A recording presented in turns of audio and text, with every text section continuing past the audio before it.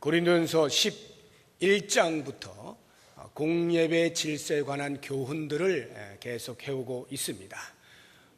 11장에 보면 두 가지 교훈이 있죠.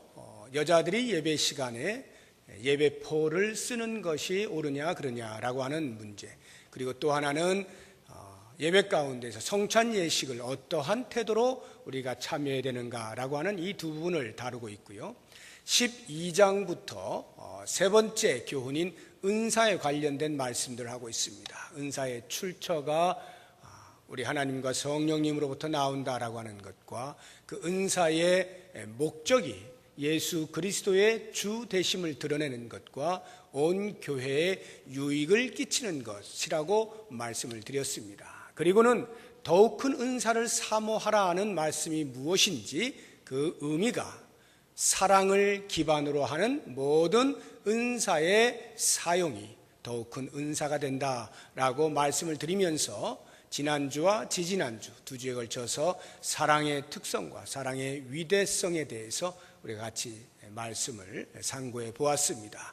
이제 14장으로 건너오게 되면서 다시금 은사에 대해서 집중하여 조명하고 있는 것을 보게 됩니다. 바울은 14장부터 많은 은사들 가운데 특별히 방언과 예언이라고 하는 두 개의 은사를 비교하면서 방언보다는 예언을 하려고 힘써라 이렇게 권면을 하고 있습니다.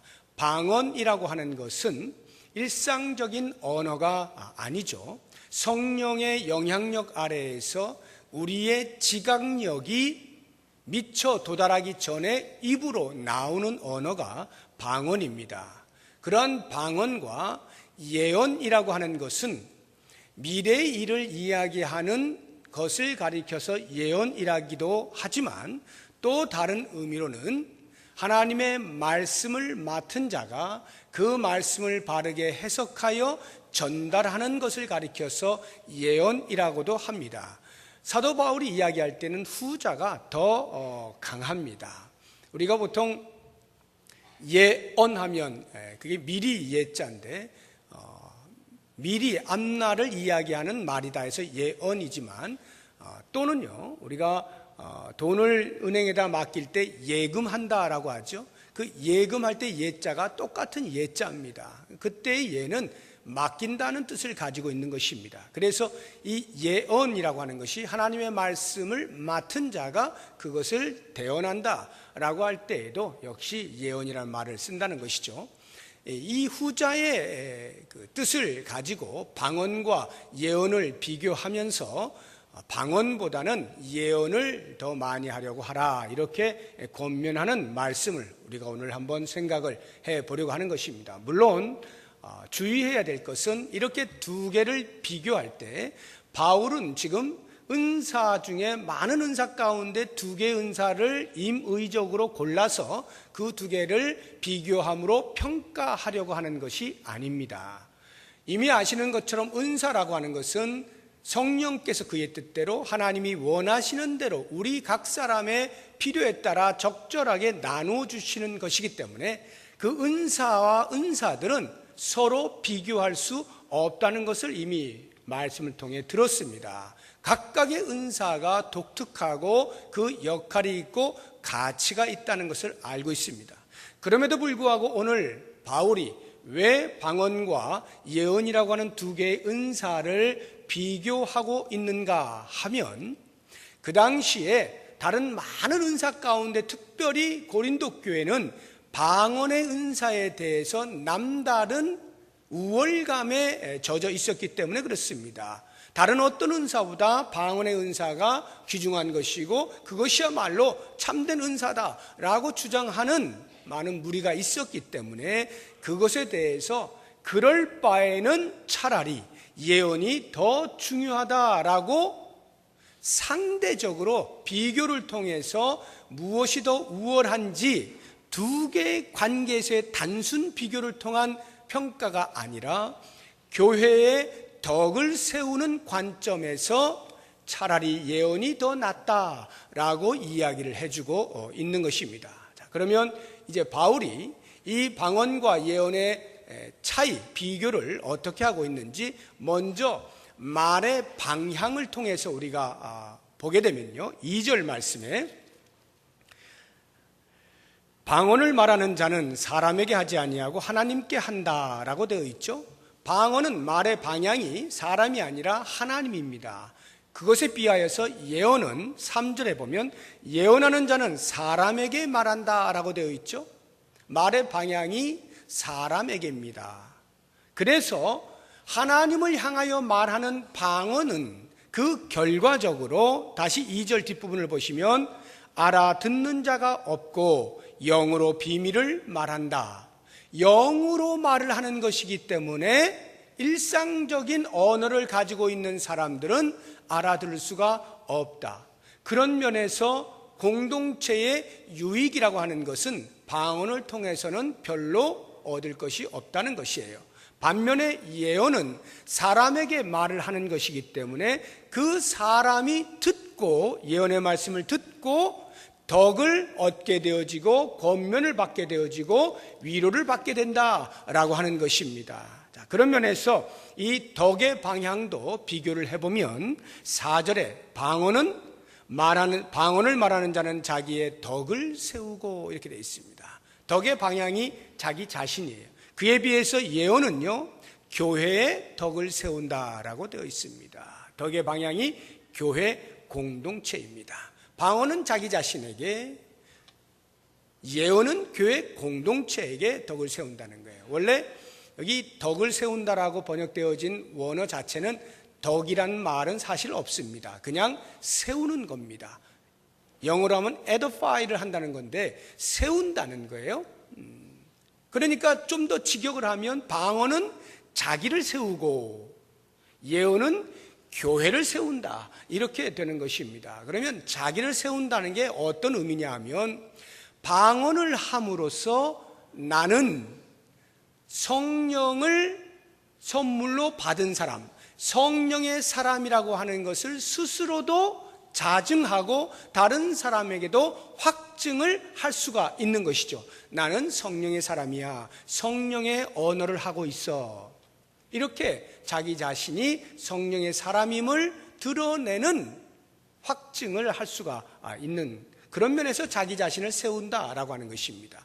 반면에 예언은 교회의 덕을 세운다, 교회를 세운다는 것인데 하나님의 말씀을 바르게 해석하여 전달함으로써 그 말씀이 갖는 기능, 책망도 하고 훈계도 하고 바르게 하고 유익하게도 하는 그와 같은 기능을 통하여서 사람을 세워나가는 거죠. 믿음을 강화시키고 그리스도인으로서의 삶의 질을 향상시켜주는 역할을 한다. 그런 면에서 예언은 공동체에 유익을 끼치는 것이 된다라고 하는 것이죠. 이와 같이 교회의 덕이라고 하는 관점에서 방언은 무익하다라고 하는 것을 계속해서 사도 바울이 몇 가지 예증을 통하여 이야기를 하고 있습니다. 그 첫 번째가 6절에 보시게 되면 그런즉 형제들아 내가 너희에게 나아가서 방언으로 말하고 계시나 지식이나 예언이나 가르치는 것으로 말하지 아니하면 너희에게 무엇이 유익하겠느냐. 만약에 바울이 고린도 교회를 방문했는데 계시의 말씀으로 전달을 하지 아니하고 가르치지 아니하고 방언으로 한다고 하면 그 방언을 못 알아듣는 고린도 교회 성도들에게 그 가르침이 무슨 유익이 있겠느냐. 그러므로 방언은 공동체에 유익이 없다라고 하는 것이고요. 두 번째로 7절 말씀을 보시면 혹 필이나 검은고와 같이 생명 없는 것이 소리를 낼 때에 그 음의 분별을 나타내지 아니하면 피리 부는 것인지 검은고 타는 것인지 어찌 알게 되리요. 악기를 예로 들어서 악기가 자기 고유의 소리가 있게 마련인데 그 소리를 내지 아니하면 듣는 사람이 듣고 이것이 피리 소리인지 검은고 소리인지 바이올린 소리인지 피아노 소리인지 못 알아들으면 그 소리가 무슨 소용이 있느냐. 오히려 소음만 될 뿐 아니냐라고 하는 거예요. 방언을 했는데 사람들이 못 알아들으면 그것은 소음에 불과하다는 것입니다. 세 번째 예증이 8절에 나옵니다. 만일 나팔이 분명하지 못한 소리를 내면 누가 전투를 준비하리요. 나팔 또 하나의 악기인데요. 이것은 특별히 전투와 관련되어진 역할을 말하는 겁니다. 과거에는 전투를 할 때 항상 나팔로 모든 신호를 보냈습니다.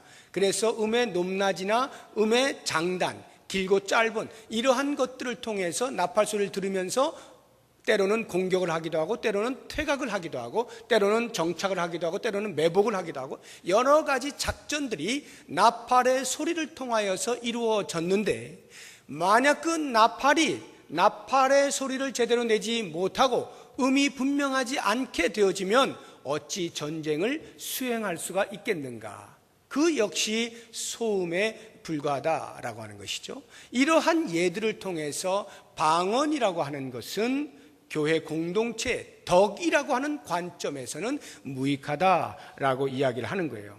결론적으로 그가 이야기하고 있는 것은 언어의 단절, 서로 못 알아들으면 의사소통이 안 되는 것이고, 의사소통이 안 되면 참된 교제와 사귐이 단절되는 것이다 라고 이야기를 하고 있는 거예요. 그것을 11절에서 사도 바울은 방언을 말하는 자나 듣는 자가 각각 외국인으로 있게 된다는 것입니다. 방언을 말하는 자는 듣는 자에게 외국인이 되는 것이고, 듣는 자는 말하는 자에게 외국인이 돼요. 의사소통이 안 된다 이 말이죠. 단절되었다. 그런 면에서 외국인이라고 이야기를 하는데요. 제가 이 외국인이라고 하는 것에 대한 경험이 생생하게 있습니다. 제가 처음 유학을 갔을 때가 88년도인데요. 결혼을 하자마자 막바로 갔습니다. 호주를 처음 갔는데요. 가자마자 우리 집사람이 임신을 했습니다. 제가 참 능력도 좋죠.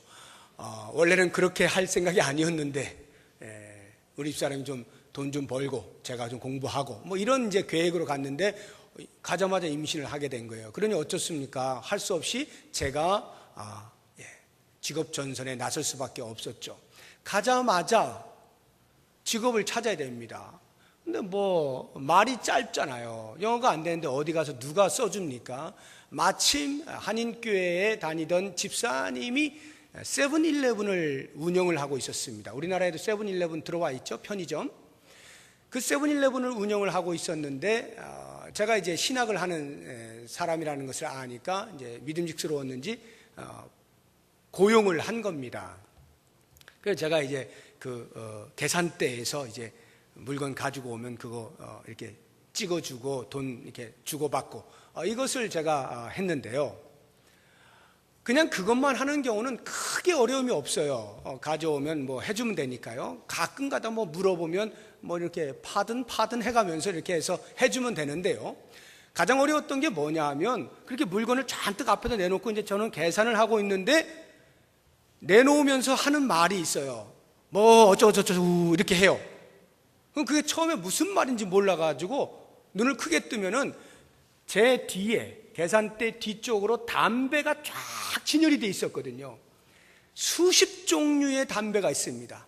그 회사마다 또 여러 종류의 담배가 있어요. 그거를 회사 이름 대고 그 안에 종류를 대고 막 이렇게 몇 번을 대면은 제가 하나도 못 알아듣는 거예요.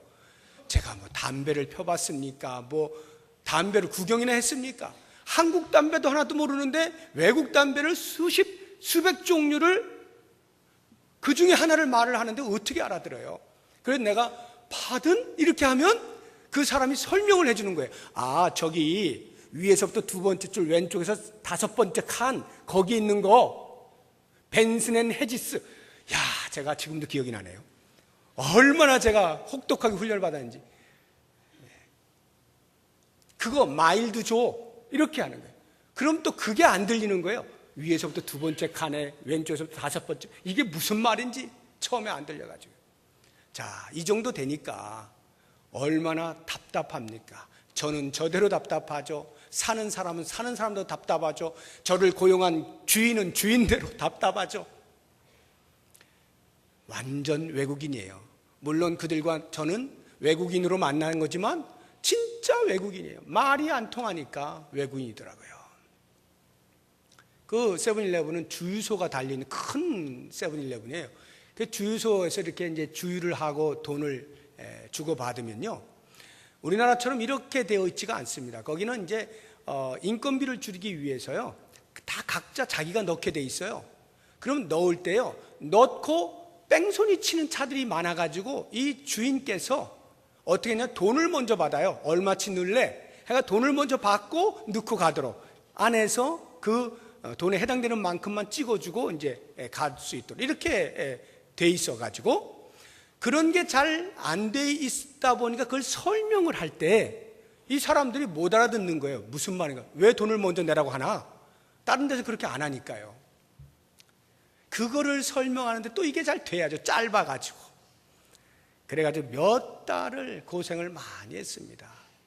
의사소통이 안 되면 사귐은 있을 수가 없어요. 교제가 있을 수가 없습니다. 완전히 단절이죠.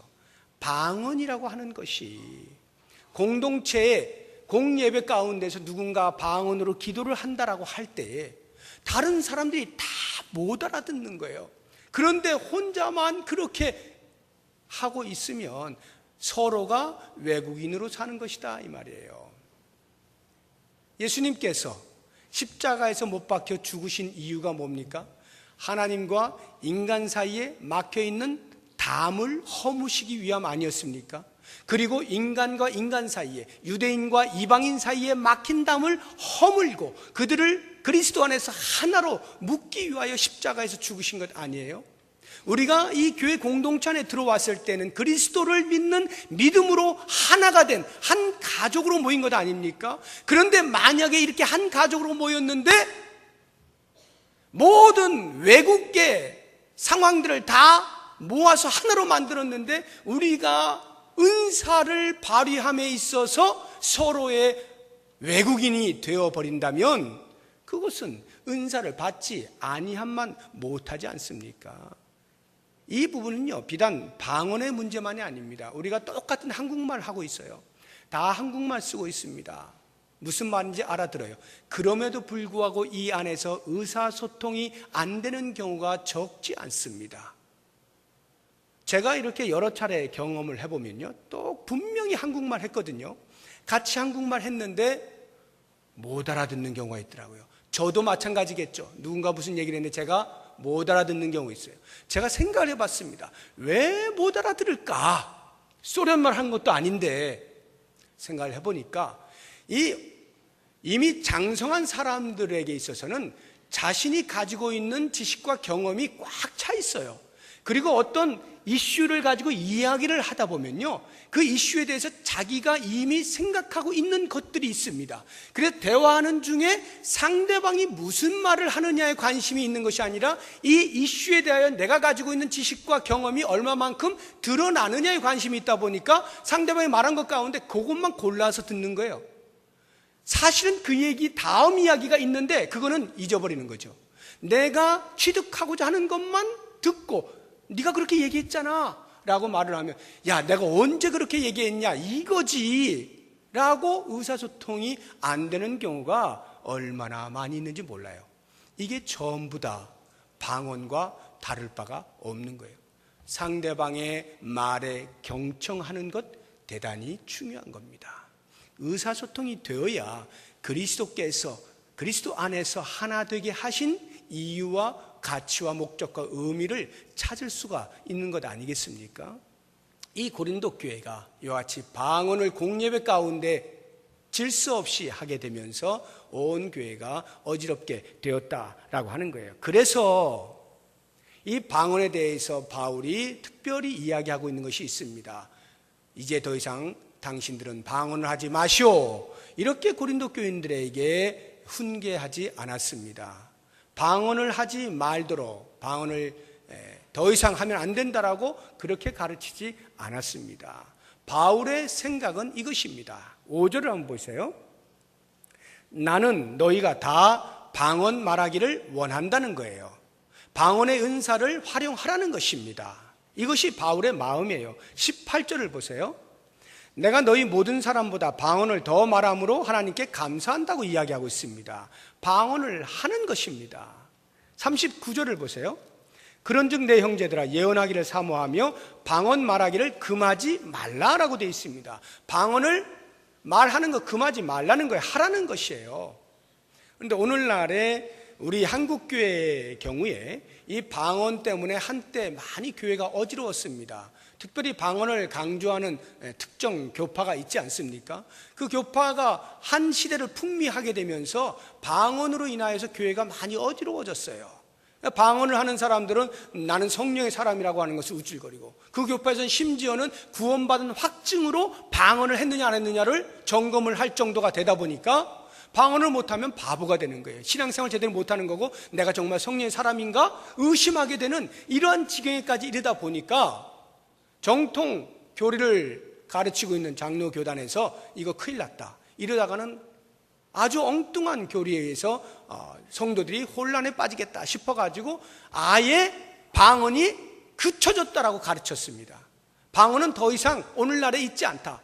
초대교회에만 있었던 일시적 현상이고 이제는 계시의 말씀이 확연하게 우리의 손안에 들어왔기 때문에 더 이상 방언은 필요 없는 것이다, 폐지되었다라고 가르치게 되었습니다. 제가 그 장로 교단에서 자란 사람으로서 또 그 교리를 배운 사람으로서 성경을 볼 때에 성경에서 오늘날 이 방언이 폐지되었다라고 말씀하고 있는 것은 아무리 찾아봐도 없습니다. 이미 제가 소개해드린 말씀들을 보아도 방언 그치기를 금하지 말라고 가르치고 있지 않습니까? 방언은 일어나고 있는 거예요. 그리고 실제로 오늘날 현상적으로도 많은 성도들이 방언을 하고 있습니다. 그렇기 때문에 방언이 폐지되었다거나 방언을 금하는 것은 성경적으로 옳은 가르침이 아니라고 보여집니다. 다만 중요한 것은 그러면 바울은 방언에 대해서 어떠한 태도를 취하느냐라고 할 때 방언을 개인적으로 기도하는 시간에 방언을 하는 것은 누구도 뭐라 하지 않습니다. 왜? 자기가 하나님 앞에 영으로 기도하니까 자기와의 관계 아닙니까? 그건 아무 상관이 없어요. 그런데 공예배 가운데에서 만약 오늘 우리 장로님 대표기도 했는데 대표기도 할 때 방언으로 만약 했다, 이러면 안 되는 겁니다.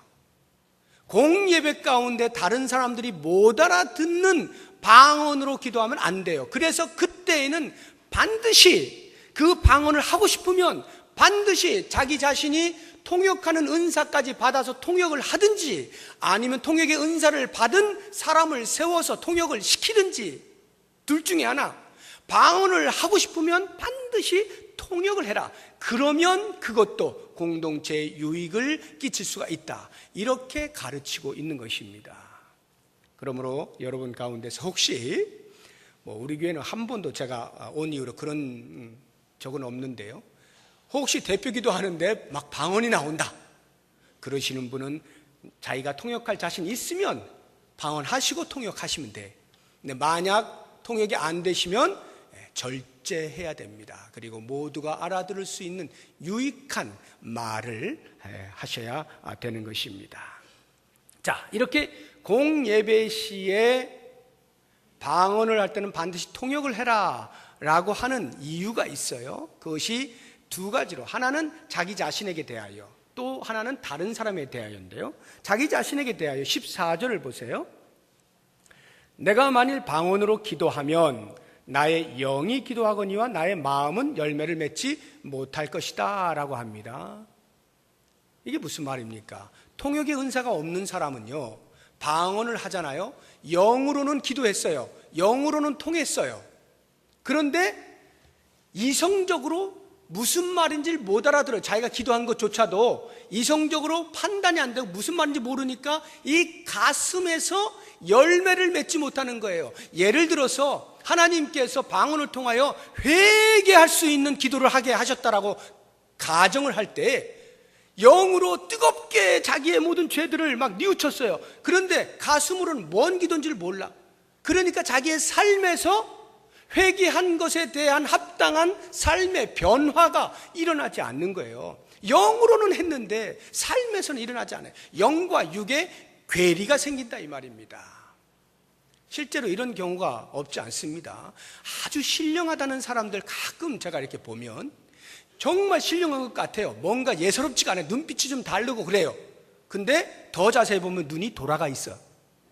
현실적으로 그것을 받아내질 못하니까 눈이 돌아 있단 말이에요.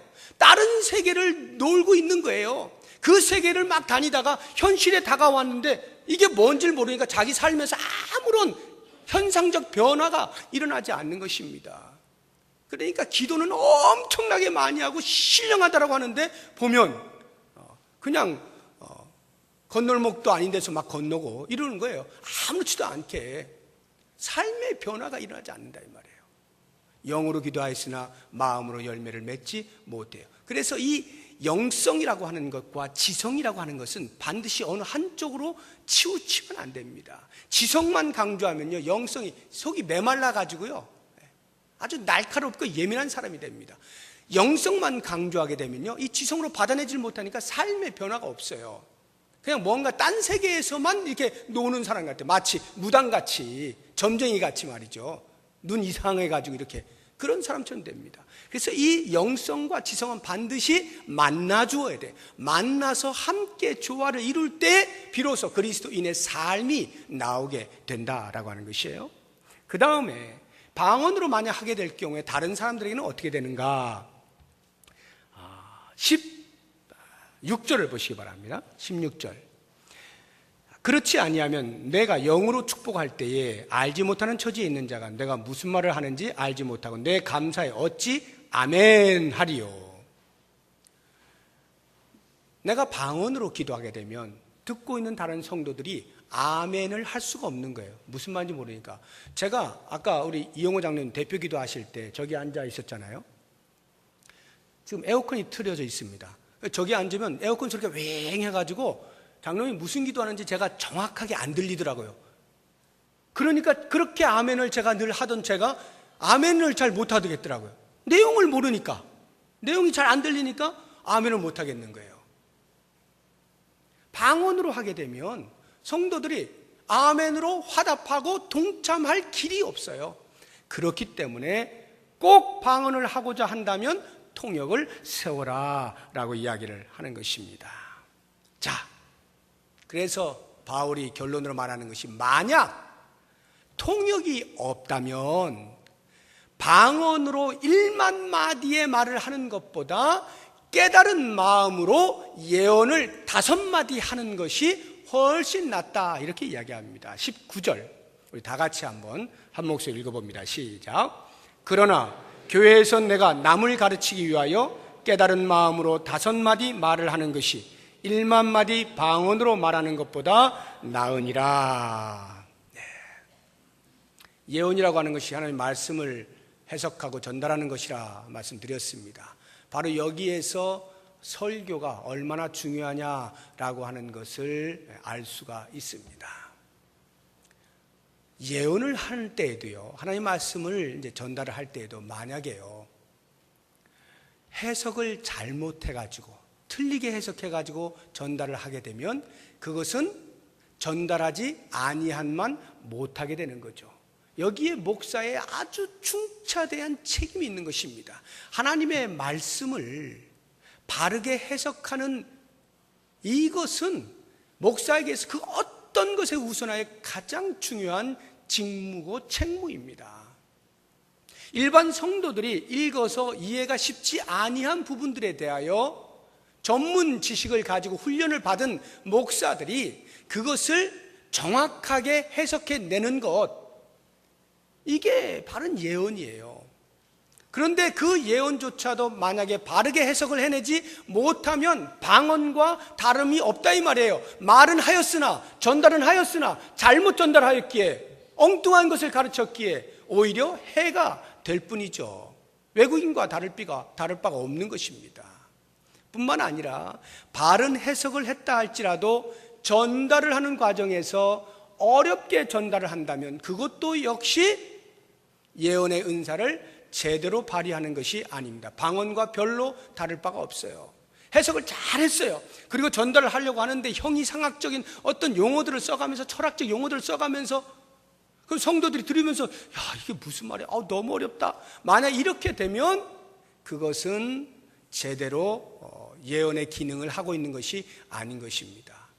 물론 쉽게 전달한다는 말이 쉬운 말을 한다는 것, 이런 걸 말하는 게 아니에요.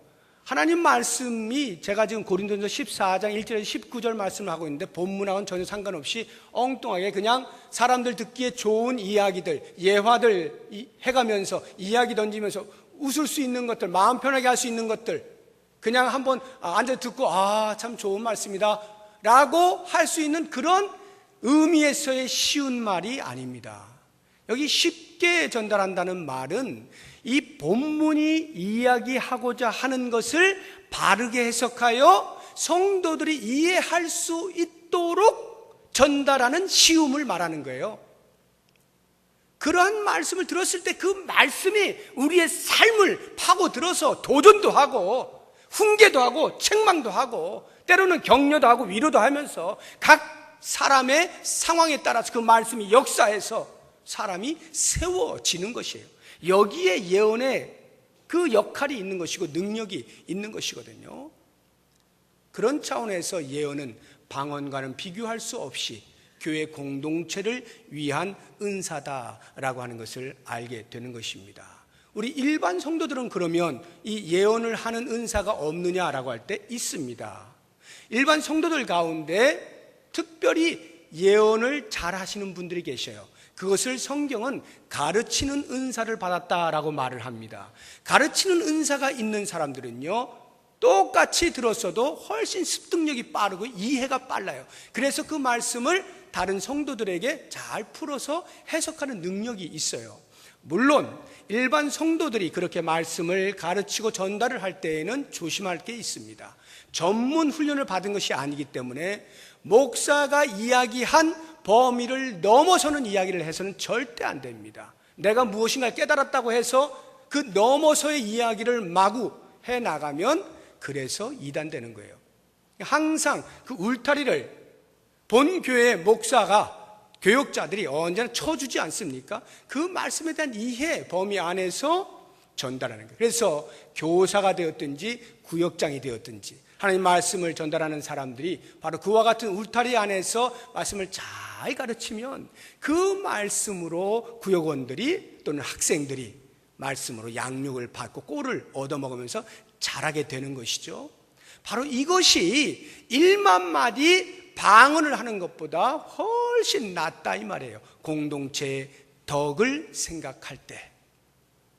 그렇다고 한다면 이제 여러분 결론의 말씀으로, 과연 내가 받은 은사는 무엇인가 여러분 한번 생각해 보세요. 나는 어떤 은사를 받았는가?